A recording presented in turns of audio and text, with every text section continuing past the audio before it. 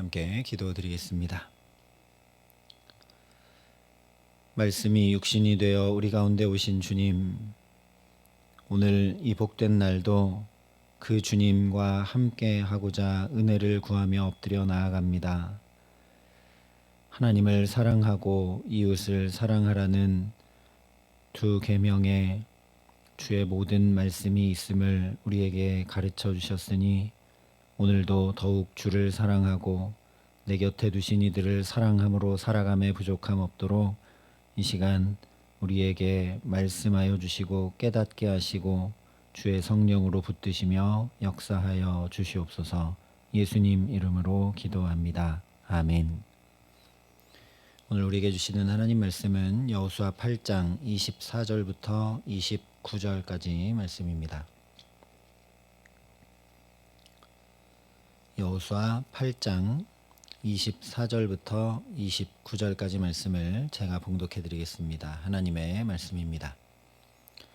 이스라엘이 자기들을 광야로 추격하던 모든 아이 주민을 들에서 죽이되 그들을 다 칼날에 엎드러지게 하여 진멸하기를 마치고 온 이스라엘이 아이로 돌아와서 칼날로 죽임에 그날에 엎드러진 아이 사람들은 남녀가 모두 12,000명이라.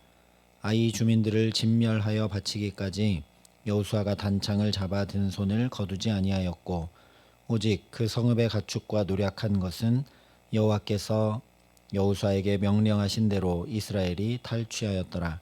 이에 여호수아가 아이를 불살라 그것으로 영원한 무더기를 만들었더니 오늘까지 황폐하였으며 그가 또 아이 왕을 저녁 때까지 나무에 달았다가 해질 때에 명령하여 그의 시체를 나무에서 내려 그 성문 어귀에 던지고 그 위에 돌로 큰 무더기를 쌓았더니 그것이 오늘까지 있더라. 아멘. 오늘 말씀은 아이성 전투를 어떻게 마무리했는지 말씀해 주고 있습니다. 일단 24절 25절에 전체를 요약해서 이렇게 전해 줍니다.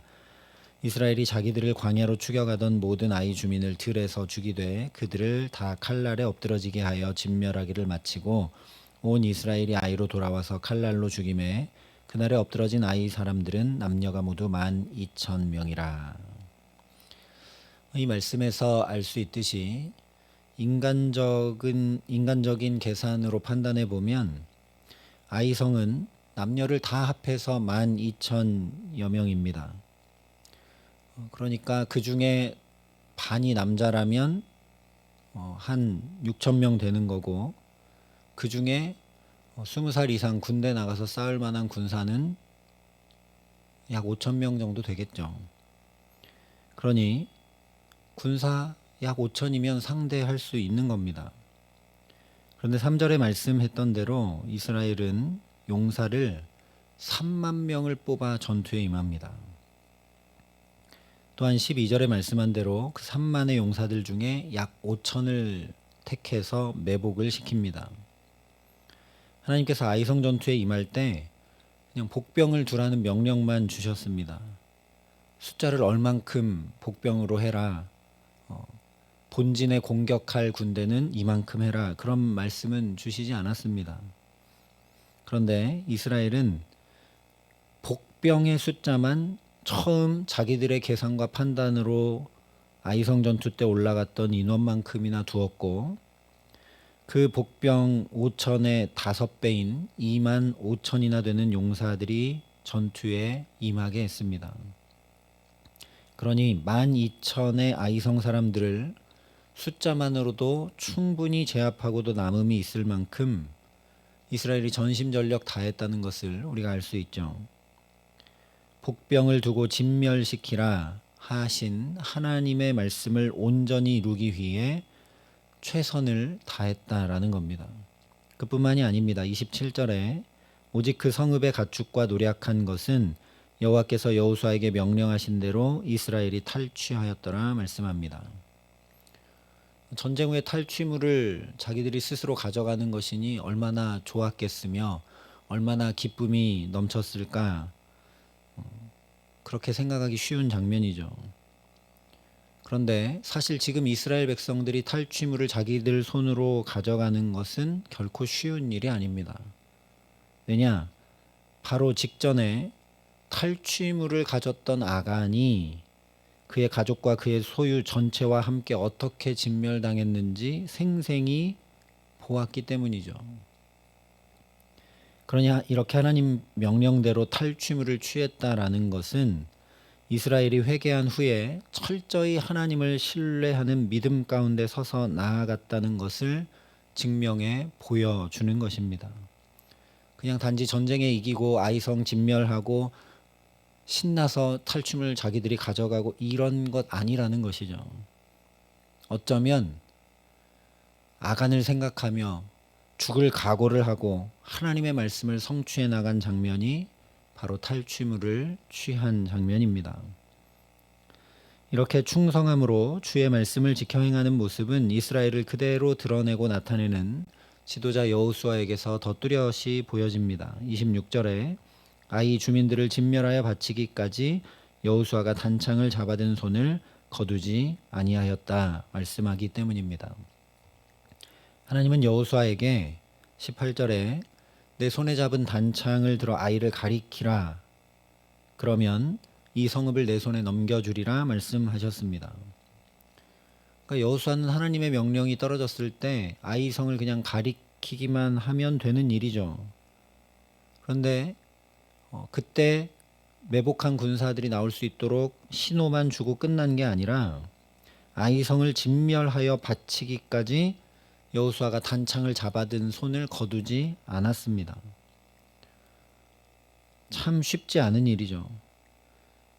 그냥 이렇게 잡아든 손을 들고 있어서 팔이 아파서가 아니라 19절에 그의 손을 드는 순간에 복병이 그들의 자리에서 급히 일어나 성읍으로 달려 들어가서 점령하고 온 성읍에 불을 놓았더라 말씀했고 20절 이하에 보면 그래서 유인작전을 펼쳤던 본진의 군사들도 되돌아서서 아이성 사람들을 하나도 남김없이 진멸했기 때문에 그렇습니다.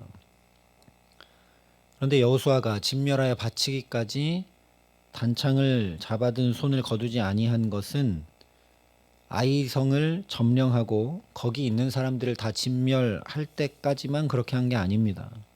그 이후에 오직 그 성읍의 가축과 노력한 것은 여호와께서 여호수아에게 명령하신 대로 이스라엘이 탈취할 때까지, 즉 하나님의 말씀을 끝까지 온전히 다 이루기까지 이 단창을 잡은 손을 거두지 않았다라는 거죠. 여기서 우리가 두 가지 사실을 보게 되는데, 일단 첫째는 이미 말씀드린 바와 같이 온전히 하나님의 말씀을 이루고 성취하기 위해 얼마나 충성과 신실로 임했는가 하는 것입니다. 저 같으면 그냥 제 눈으로 판단해서 이제 아이성 다 무너졌고 거기 있는 사람들도 다 진멸했으니까 됐다 하고 손을 그냥 내렸을 것 같습니다. 그 정도만 했어도 얼마나 훌륭한 일입니까? 그냥 매복한 군사들을 나올 수 있도록 신호만 줬어도 될 일인데 그 정도만 해도 너무너무나 훌륭한 일입니다.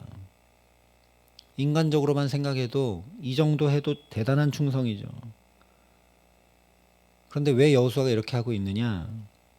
여리고성 전투에서도 분명히 적군을 진멸했습니다.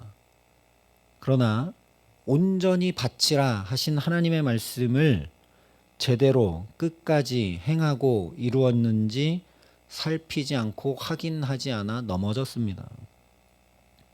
그래서 이제 여호수아는 전쟁이 끝났느냐, 다 진멸되었느냐, 거기에 기준을 두고 행하지 않았습니다.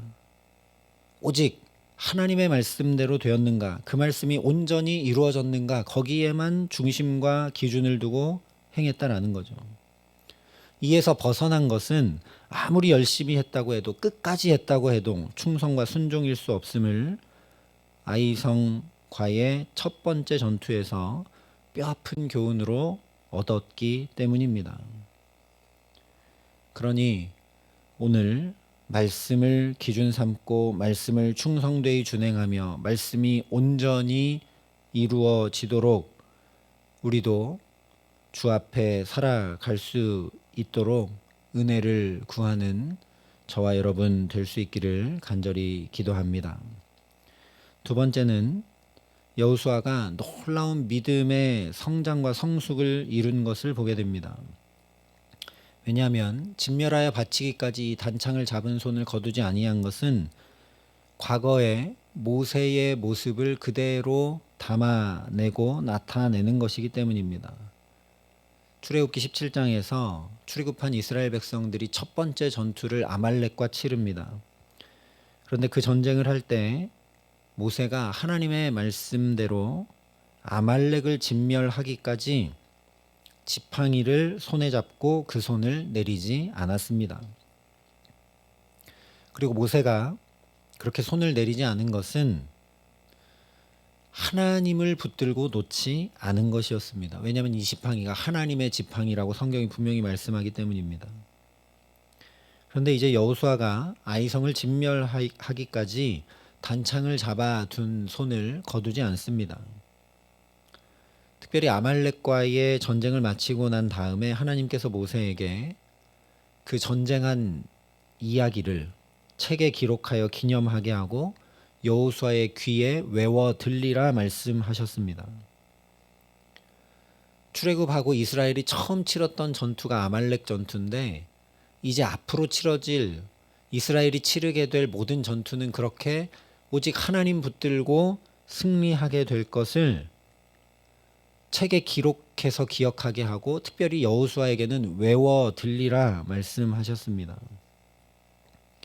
그러므로 즉 오늘 여호수아가 단창을 잡아든 손을 거두지 않았다라는 건 그때 하나님께서 모세를 통해 자기에게 외워두라 하신 하나님의 말씀을 마음 깊이 담고 이제는 여호수아 자신이 아말렉 전쟁에서 모세가 했던 것과 마찬가지로 하나님을 붙드는 손을 놓지 않고 거두지 않았다라는 걸 나타내는 것입니다.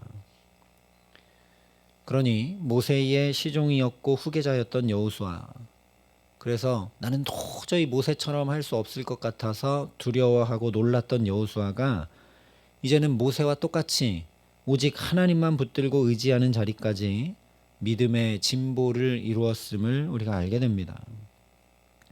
그리고 지도자는 언제나 공동체를 대변하고 나타내는 것이기 때문에 이스라엘도 아간의 일에 철저히 회개한 후에 믿음의 진보를 이루었음을 우리가 알게 됩니다.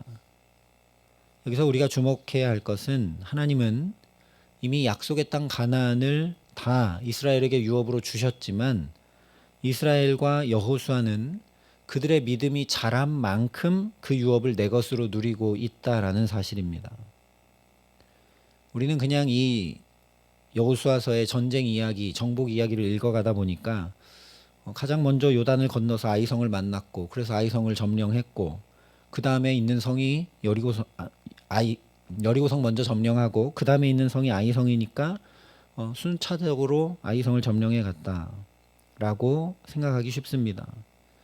그러나 차지하는 땅의 평수가 시간이 지나며 그냥 자연적으로 넓어지는 것이 아니라는 것은 이미 1차 아이성 전투 패배를 통해 여실히 드러났습니다. 그러니 나와 공동체의 믿음이 자라고 성숙하는 만큼 하나님 주신 유업의 지평이 넓어져 간다는 사실을 우리가 반드시 기억해야 합니다. 그래서 사도 바울도 내가 이미 얻었다 함도 아니요 온전히 이루었다 함도 아니라 나는 내가 아직 잡은 줄로 여기지 아니하고 오직 한 일 즉 뒤에 있는 것은 잊어버리고 앞에 있는 것을 잡으려고 표대를 향하여 그리스도 예수 안에서 하나님이 위에서 부르신 부르심의 상을 위하여 달려가노라 이야기합니다. 사도 바울도 여전히 내가 믿음의 진보를 위해 부단히 달려가고 있다 고백한 것입니다.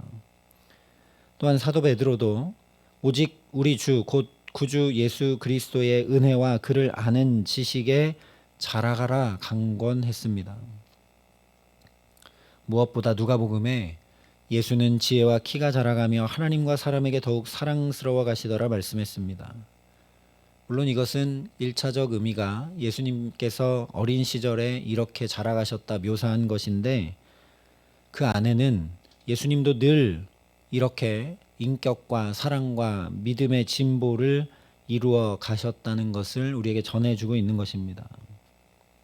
그리고 예수님께서 그렇게 늘 진보를 이루어 가셨기 때문에 온전한 자리까지 자라가신 예수님께서 가시는 곳마다 눈물도 없고 아픔도 없고 고통도 없고 심지어 죽음도 없는 하나님 나라가 이루어지는 것을 우리가 복음서를 통해 보게 됩니다. 그러니 오늘 이 복된 날도 우리 주님 예수님 뒤따라 더욱 인격과 사랑과 믿음의 진보를 이루게 하시는 은혜를 우리에게 더해 주시기를 간절히 기도합니다. 그래서 우리도 부단히 예수께까지 더욱 자라감으로 우리에게 이미 주신 그 하나님 나라를 날마다 더 넓고 풍성하고 온전히 이루고 누리며 살아가게 하시는 그 귀한 은총이 우리 가정과 자녀들과 일터와 모든 삶에 더해지게 하시기를 우리 구주 예수 그리스도의 이름으로 간절히 축원합니다. 함께 기도하시겠습니다. 아버지 하나님, 오늘을 살아가는 이유, 우리가 신앙생활하는 이유, 예수님처럼 믿음과 진리와 사랑과 은혜의 진보가 있을 수 있도록 우리에게 역사하여 주시기를 간절히 기도합니다. 하나님, 이에서 벗어남이 없도록 오늘도 성령으로 우리를 붙들어 주시고 우리가 오늘 이 하루를 사는 동안 더욱 믿음의 진보를 이루고 주께 더 가까이 나아가게 하여 주셔서 그만큼 하나님이 이미 주신 유업을 더 풍성히 다양하게 복되게 넓게 이루고 누리며 살아감에 부족함이 없도록 오늘도 이 기도의 시간 우리를 깨우쳐 주시고 말씀하여 주시고 성령으로 붙들어 주시고 우리의 마음과 생각을 지키시며 함께하여 주시옵소서. 이제는 친히 우리의 구원이 되신 우리 구주 예수 그리스도의 은혜와 그 독생자 예수 그리스도를 아낌없이 내어주신 아버지 하나님의 놀라우신 사랑하심과 오늘도 주님 바라보며 부단히 달려갈 수 있도록 우리를 도우시고 붙드시는 성령 하나님의 교통하시고 역사하심이 여기 머리 숙여 주의 말씀을 온전히 이루어드리기를 힘쓰고 그를 통해 부단히 믿음의 진보를 이루어가기를 소원하고 결단하는 여기 모인 모든 주의 성도들과 사랑의 빛교회 모든 교우들과 이 나라의 민족과 이 귀한 복음을 오늘도 세계 만방에 전하시는 선교사님들 가운데 이제로부터 영원토록 함께 하시기를 간절히 축원하옵나이다. 아멘.